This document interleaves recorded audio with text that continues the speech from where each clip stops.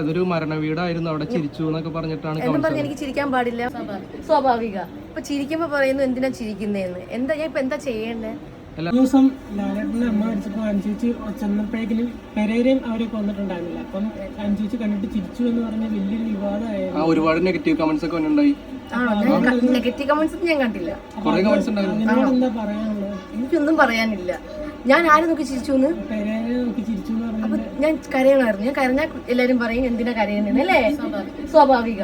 ഇപ്പൊ ചിരിക്കുമ്പോ പറയുന്നു എന്തിനാ ചിരിക്കുന്നേന്ന്. എന്താ ഞാൻ ഇപ്പൊ എന്താ ചെയ്യേണ്ടേ?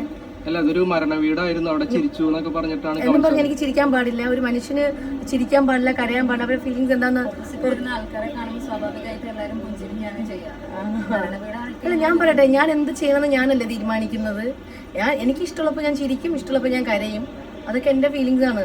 അതെന്താ മറ്റുള്ളവർ എന്തിനാ അത് ചോദ്യം ചെയ്യണേ? അത്രയേ ഉള്ളൂ.